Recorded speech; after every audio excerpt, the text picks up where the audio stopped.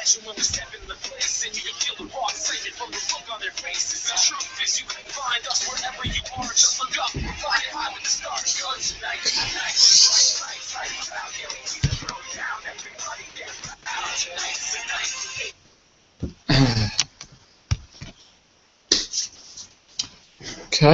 Okay, let's get the show on the road. Welcome to another edition of the PWF is War Show. I am the host, the one, the only, the chosen one, the face of PWF, Captain Awesome. Yeah. No reaction. But, yep, and before we start the show talking about what happened last night on Raw, I'm doing for the Raw Fallout. Overall, I thought Raw was pretty disappointing, pretty average show. I didn't really enjoy it. I kind of recorded some of it as well, like the last 2 hours of it. I just recorded it because I just, But that says it all really. But yeah, I thought it was a disappointment overall. No really good matches. I think I said there was only one good thing was Brock Lesnar's promo with Heyman, the Titantron video thing. But yeah, I think the match is just, none of it really stood out for me. I thought it was really boring, raw for me. But yeah, before we start talk about the Raw review, the Raw Fallout, first off, make sure you do, follow my personal Twitter, which is Captain3Awesome. If you're a fan of me, go and follow my Twitter there. Make sure you follow the PWF. PWF show, which is the Twitter PWF is War. Make sure you do that. And you can like our Facebook page and our Facebook group, which is Broadcast Wrestling Fallout. And if you haven't already, damn it, make sure you click that subscribe button now. Do it right now. Spread the word, guys. Like us, share us, whatever. Tell everybody, spread the word, guys. Tell your friends, family, anybody who loves wrestling, pro wrestling fans. Check us out, what they think. Hey, they might like my thing, or they might not. Everybody will be a cup of tea on my show. So yeah, do that, spread the word, and leave your feedback for tonight's show. So leave your feedback of what you thought of Raw, if you thought it was bad, and yeah, so bad, good, whatever you think. So now let's start the show. So it started off with the Hall of Fame forum with Cole. Michael Cole was in the ring, introduced Hulk Hogan and Ric Flair, woo, and Shawn Michaels, sexy boy. Yep, and they're always like discussing about John Cena versus Brock Lesnar, Night of Champions. They're sitting down. There's like a commentary table thing, which was kind of strange because I thought it would be like a desk or something, but no, it was like another commentary table. I was like, okay. I thought that was really strange. And then Shawn Michaels, HBK says that Cena doesn't have a strong chance because isn't going to happen. It's not going to happen. He doesn't think Cena's going to win. After beats down he took at SummerSlam, he lost the titles. He doesn't think. He doesn't. But he kind of looked really miserable and sad. I don't know. He didn't look really happy. He felt really bored. It felt like he didn't want to be there in one stage. But But Hogan's side, he said that Cena still can do this, and that his time isn't up. That his time is still now. I was like, Hogan cannot enough kissing up to Cena. Since he's been back, he's been kissing his ass. I know they got some similarities because they both, to me, Cena's like the Hogan version of today. But obviously Hogan's a much bigger star. But still, I think it's just too much of it. I was like, I can see Hogan wants probably one more match, and that last match, one more match he probably would want with John Cena. So, yeah, which nobody cares about. But anyway, Ric Flair says that all three of them have respect for Cena, which is probably no doubt about that. We all probably do. Some don't. I do. But he doesn't think he can stop Lesnar at Night of Champions, which he I agree. And Hogan also says that Cena still can do it. He can still do it, brother. He can still do it with his vitamins and that crap. But HBK says that Hogan doesn't believe that, and then they start arguing, and then Cena comes out, of course. Woo, Cena, doing his his entrance and all that rubbish since 2005, and he just comes out, grabs the mic. So I thought, here we go. He's either going to be a serious promo, which he can deliver good serious promos, or it can be a cheesy ones, which a lot of them have been over the years, and no one wants to listen to them. But he says that he knows what everyone is saying, and he's a performance at SummerSlam. Cena says he is the utmost respect for all three men in the ring, and Cena says that SummerSlam wasn't 100% beatdown. Oh, well, he said it was 100% beatdown. I mean, but Cena says that it was his first thought of after the match was to fight Brock Lesnar again. And Cena says going to United Champs to beat Brock Lesnar's ass. So, here we go, never give up crap still. I was like, this is so fake. He's so fake. It's unreal. I mean, come on, this is not realistic.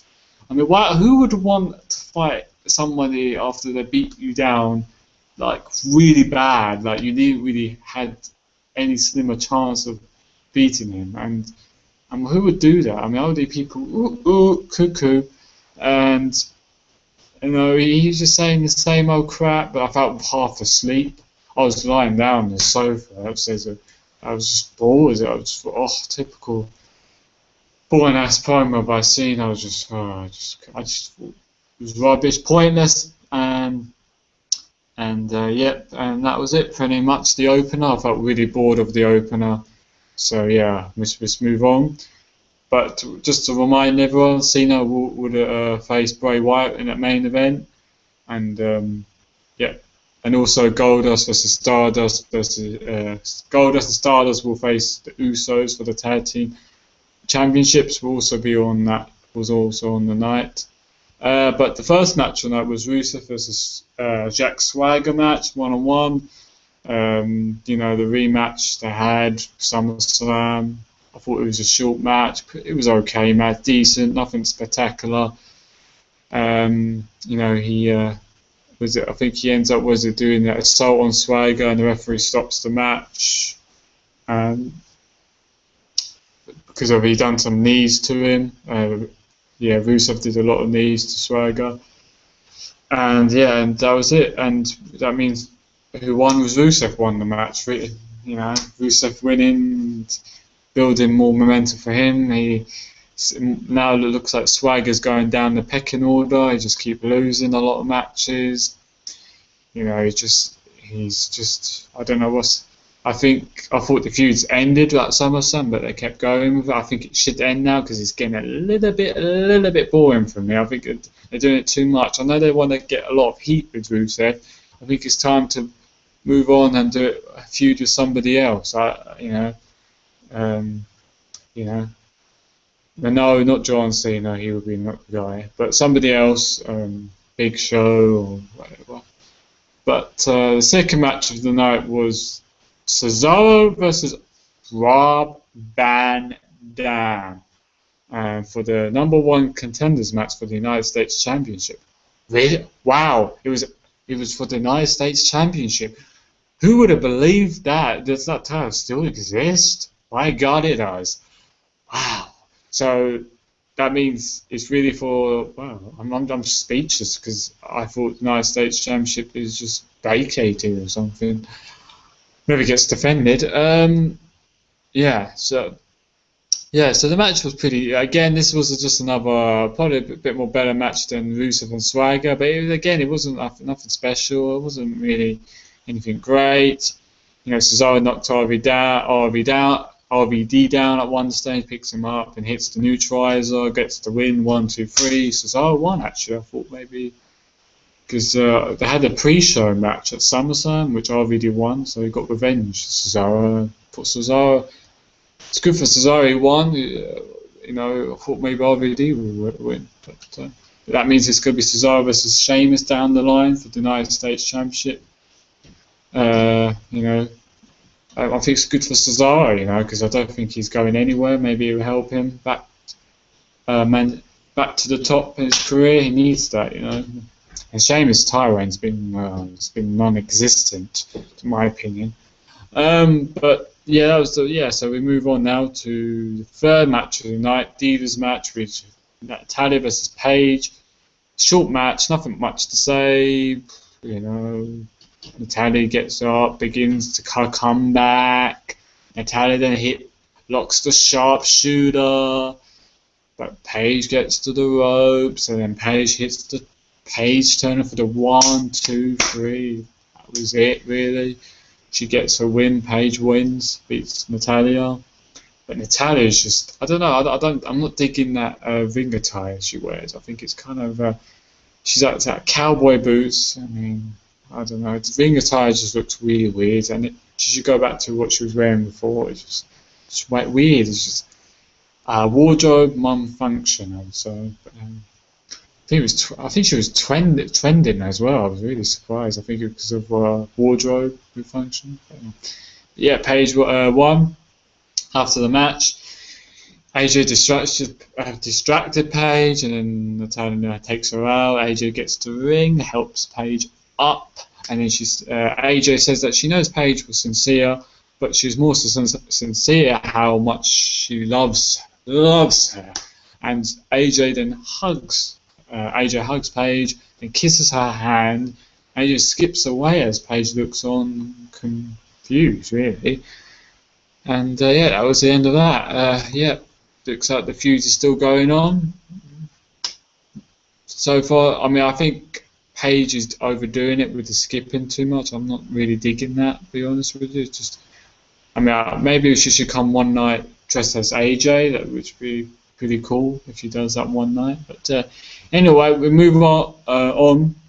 After the commercial break, we had Kane returning to the ring. Had like a funeral for Dean Ambrose, and it comes out, and also Steph comes out, and Seth Rollins said he was the leader of the most dominant group in WWE history. No question about. He says that there was a reason to choose Ambrose to be part of the show. He says that he had to do what he did to Ambrose because he needed to prove that the authority always win. We are that show. The replay of it shows the tap of the replay from Ambrose last week, and also he says that he wonders what's going on through Ambrose's head before he crushed his face. He says the center of the box being out there wasn't an accident, but neither is the headache he will have of his for his life. Rollins then wonder what will happen if Ambrose understood his place. Then Ambrose also said, we'll never see Ambrose again, and that he's the one who destroyed the Shield in the Shield. And then Reigns came out. Reigns took out Kane, and then gone after Rollins. And then goes for a spear, but Kane pulls out Rollins because he was going to do a spear to Seth Rollins. And Reigns stands tall. It was a pretty not bad, segment, promo, pretty, but yeah, not much else to say about it, But we move on to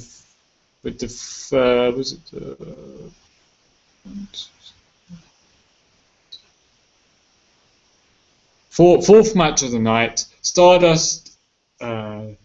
With Goldust versus the Usos for the WWE Tag Team Championship match. Again, this match wasn't very long. It was alright, average, pretty much. Didn't care about this match, so.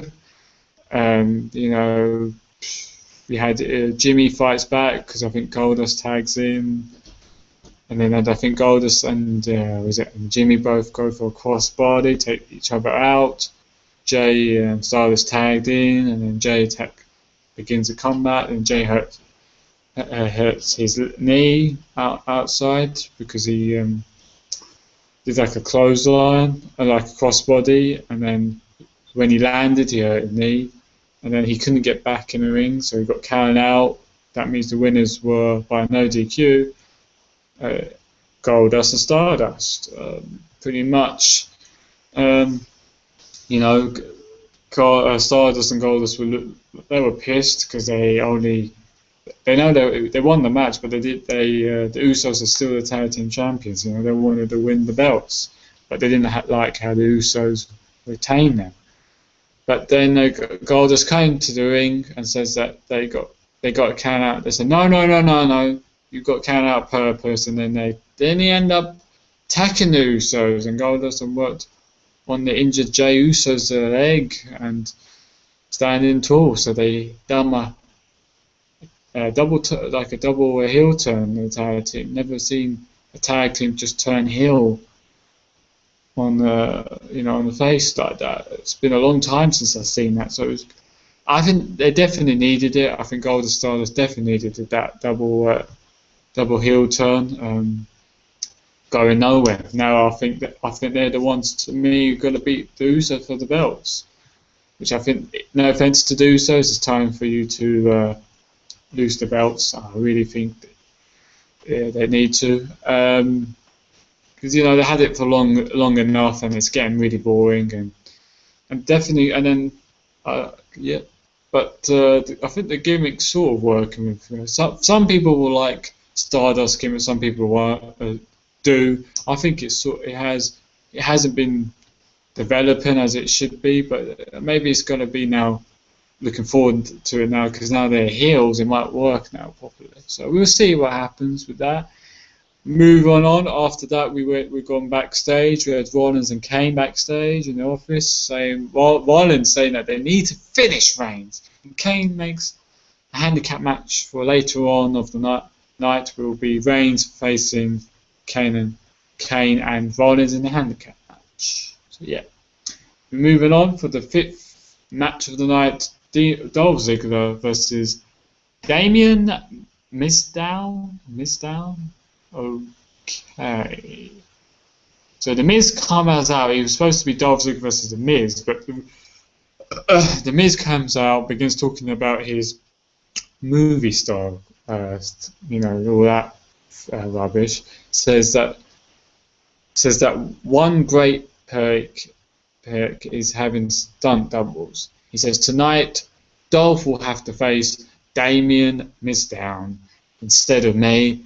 And so he come down to the ring, he dressed just like the Miz, really looked weird, it's just so strange. I was just thinking to myself, what have they done to Damien Sander? I mean, yeah, he's getting TV time, and he looks happy, I guess, with it, but he should be, I think I've said it for months now, he should be doing a lot better.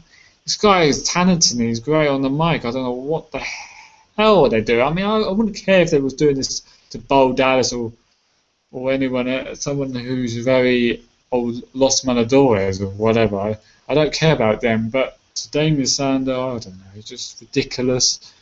It was hilarious, I have to say. It was hilarious, it was funny, and he played it quite well. Give credit, I mean, the crowd are behind him, and yeah, but the match started with Sander taking it to Ziggler, did the hit suplex, it's 2 count.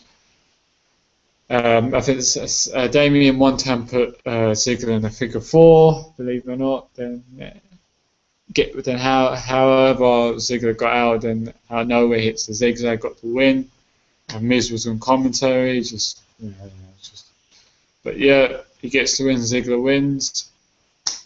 Not much else to say about it. It was really a squash match. Nothing much. Yeah, it was not. It was like a squash match. It's like a comedy sort of match as well, a little bit. It's just, I don't know. I didn't care. So after that, we returned. After that match, we returned to the ring with Jerry Lawler.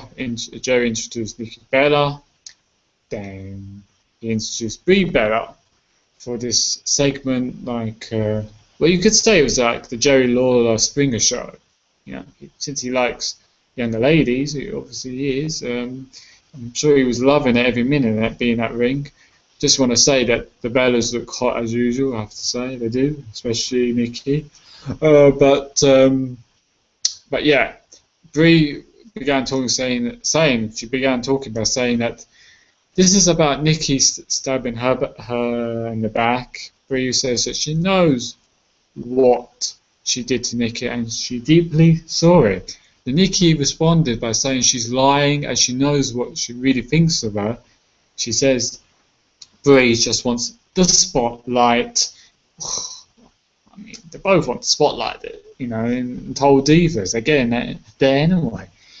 But yeah, she's holding, and she says that she's holding Nikki. She's holding Nikki back. She says she's done with Brie and them being with her. Pretty much done being with. She's fed up being with Brie Bella, you know. You know, she's just carrying her bags. That's what she thinks. But Nikki says she has no sister anymore, and she begins to beat her down. And Nikki, you know, held her back, got held back, and she leaves with her sister crying in the ring, because all those referees. And Jerry was trying to pull them apart as well, and he was looked like he was humping her in one way. But yeah, he couldn't even. He got slapped as well. I just loved it. Always gets slapped if he's involved with the divas in the ring. He always gets slapped back in the segment. He always does. Last time I think it was Eva Maria or something. But yeah, I mean, to be honest with you, the segment wasn't that bad. It wasn't like, oh, I thought this was going to be pretty bad. It was actually quite decent. I think Nikki Bella did really well. You know, she to me, she is like a heel anyway. She played it very well as a heel, no doubt. She did. She knows how to talk when it comes to push and shove. When she's a heel, I think she has the mic skills for that. In the ring, no. I think that's for Brie Bella. She can do in the ring. But Brie can't really talk, no offence. But Nikki's the one who obviously can talk. But yeah, she did it very well. Bravo. Not bad, but still, you know, I don't know. It was not a bad segment. It's good, not bad. We move on to the sixth match of the night, his handicap match, which was Roman Reigns versus Seth Rollins and Kane. Quick match. Nothing much to say about it. I'm fed up with these handicap matches. Kane tagged himself in. Reigns comes with his comeback, Superman punch, you know, all that, and then he hits the spear from the ropes. Looks like he's going to go for. It was going to be 1, 2, 3. Seth Rollins uses a briefcase, stops the pin, but Reigns anyway wins by no disqualification. But after the match, Rollins and Kane continue to attack Reigns, then reveals the cylinder box. Side the box, and Reigns, however, begins to fight back. Reigns then grabs the side blocks and the corners, and Rollins and Reigns throws the cylinder block, side block to Rollins, but Rollins gets out of the way and escapes. Pretty much that was it. I think it went flying to the commentary. It was near the commentary because I saw this. The cylinder block was on the commentator table, so it was kind of near the fans. It's not real anyway; it's fake, so it doesn't matter. Nobody got hurt anyway, so it was pretty cool. But after that, we got backstage. You had Bray Wyatt cutting a promo saying that Cena is a show of a man. He says Cena is a wounded man, and that he won't let him suffer anymore. He put him out of his misery tonight and put him down. He says Cena not to worry, as it's so much nicer on the other side. Short and sweet, delivered very well. Like I said, when he talks, you just shut your mouth, you watch, you listen, and that's it. And you know he's going to deliver. If it's a long promo, short promo, even 2 words, it's just excellent stuff by Bray Wyatt. No doubt. It's just a shame how the WWE is booking him. I think it's been pretty bad, I have to say, for months. But I'll get to that later on in the main event. I'll talk about that. Following that, we had was it like a filler match, kind of like a Los Matadores versus Slider Gator. I kind of just skipped this.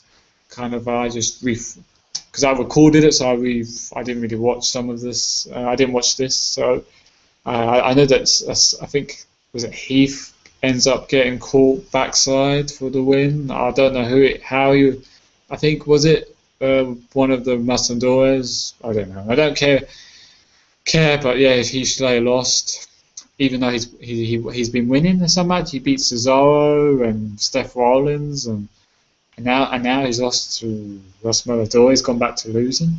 WWE creative, what a flip are you smoking? Sort it out. Sheesh. Bad. Come on, it's terrible. But we move on to the 7th match of the night. Bo Dallas versus Kofi Kingston. Squash match. Seen this match 100 times. Didn't watch it. Skipped it as well. Kofi, I think, was trying to do assault going to whatever, a turnbuckle, but Bo hits the bulldog for the 1, 2, 3. Blah blah blah. He says that you're not like Swagger. You just let yourself down tonight. You're not like Swagger because he let America down and that, all that crap. Didn't really care. And then, Swagger comes out. Vanderman took out Bo Dallas. Well, thank you, Swagger. And he's not 100%. He took out Bo Dallas. Looks like he's tired of it, and he looks like he's losing his cool now. That's it. The more angry streak's got to come up. But yeah, the match was a squash match with Bo Dallas versus Kofi Kingston. Never mind. Looks like that's Nation of Domination rumours a while back are not happening. It's dead in the water. Guess we've forgotten about that. We move on to the main event now. Bray Wyatt versus John Cena. Cena looked like he kind of dominated this match with the clotheslines. He did the German suplexes, copying Brock Lesnar. I was like, really? You're not Brock Lesnar. You're not the same athlete as him. But I mean, his suplexes wasn't the best, to be honest with you. I thought he was like looking angry. He's like, I was like, get real, please. Yeah, like a few minutes he gets angry, and then he turns all smiling, happy, and that, ooh, it's Disneyland. Like, no one cares. Like, let's face it. I mean, all right. Well, Cena won this match anyway by no disqualification because Bray was fighting back, and then Cena takes him down, and Luke Harper and Eric Rowan interfered, took out Cena, so that's how Cena won. I thought, oh, here we go. I wasn't really surprised it was a no DQ finish. But of course, Cena was going to win. I thought, oh, yeah. See, I said, I think, I thought, my last video, I said, I would like to see Bray Wyatt have won because he beat Jericho, building momentum. Because Cena's beaten how many times? Twice, yeah, clean. It would have helped, Bray Wyatt become that threat again. Because Cena doesn't need to win this match. He completely destroyed. He ended the feud with him winning, of course, like he always. How many feuds have Cena been? He's always won those feuds. Like, he's never really lost a feud, if you look. But yeah, I just couldn't believe, I thought myself, oh. So after that, we had, since I was in a Big Show and Mark Henry come and help to save Cena, and then it ends up after the break, it ends up being not a one-on-one, it ends up being a Big Show, Mark Henry and Cena taking on the Wyatt family. The night was just getting really worse and worse. I just thought, oh my god. I thought, really? I thought this match was boring, pretty much. Really bad main event. I'm not a big fan of 6-man tag team matches in the main event, especially when you have Big Show, where you haven't seen a Big Show and Mark Henry as a tag. I just didn't think the main event delivered at all. It was terrible. But yeah, Bray tagged himself in, tagged back and got chokeslammed by Big Show. Then Big Show tagged Cena in. He He did his Superman stuff as Tex Harper, and then he did the STF to Harper. Harper taps out, and then after the match, Cena does the AA to both Eric Rowan, and then Bray Wyatt, after Big Show and Mark Henry just pushed Bray Wyatt back to the ring, so he hits the 2 AAs. He already hit the AA to Harper, of course, and that was the end of Raw, really. I mean, yeah. So yeah, disappointing main event, pretty terrible main event. It's just, I thought it was a really bad Raw. I thought TNA was I watched TNA on Sunday, and I thought that was a lot better than Raw was. I just thought, what the hell? Who wrote this stuff? Who wrote this script? It should be fired. I mean, my God. I mean, seeing Kane wearing being Corporate Kane just sucks. I mean, Cena is complete. I have to say, Bray Wyatt's been jobbing to Cena how many months now? His burial. He's put on his list the shovel. His little shovel in the C Nation. He wants. WWE lets Cena feed on to. Let's Bray Wyatt feed to Cena. It's just. I just think it's ridiculous. His talent, his character, and he brings to the ring, and they're feeding him to John Cena like that. I mean, well, why is he? I mean, has he actually helped anybody over the years of gaining anything, like making them getting over? No, he destroys. He's been destroying people, momentum for people. Look at Ryback. Look how over he was. Destroyed. The Wyatt family. Zack Ryder. Remember how over he was. Damien Sandow, of course. And look at him now. Thanks to John Cena, of course. Alex Riley. Yeah. You might not know who Alex Riley is, but he destroyed. Because look where he is now, doing pre-shows talk, or whatever he does, backstage stuff. I could even say Tenzai as well. I think he's buried him. I could go on. This is just ridiculous. How long are they just going to let Cena do this? He's been He's been the face of the company for so long. Isn't it time for somebody? Isn't it Reigns, someone like Reigns, Ambrose, or something like that to be? The Rock and Austin wasn't that. Even Hogan in the 90s. Yeah, everyone's saying that he did put people over back in the day. I haven't really seen Cena put many people over. He didn't. 921. Did he? With the Undertaker, he didn't bury the Undertaker when we might be watching WCW right now. Because of that. It's just, I can't believe, just how much, how he beat Jericho, now they made him lose, all that credibility. I just felt like so that match with Jericho and that build-up and all that was just pointless. It was absolutely pointless. And this is why I don't like the guy. People will say now, I hate him. There's a difference between hating a guy and disliking a guy.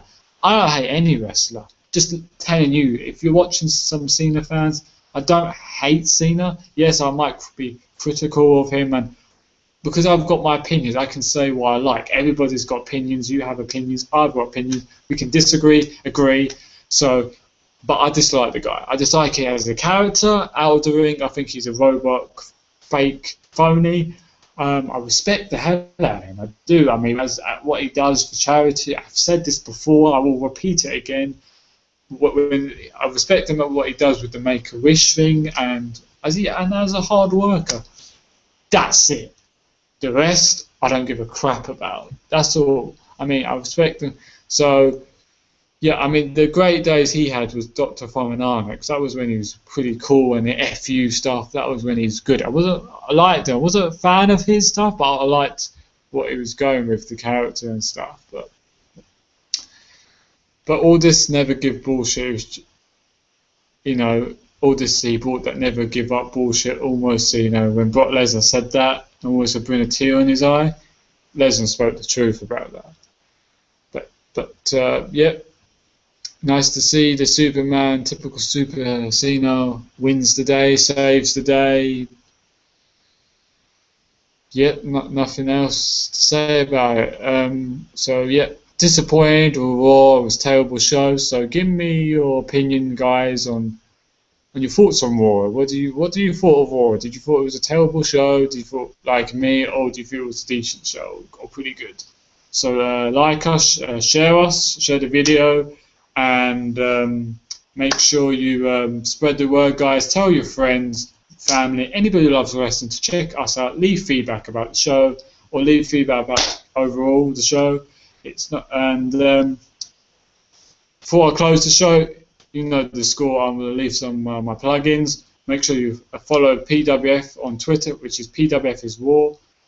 And follow my personal Twitter, which is Captain Free Awesome, and make sure you like my Facebook page and Facebook group, which is Broadcast Wrestling Fallout.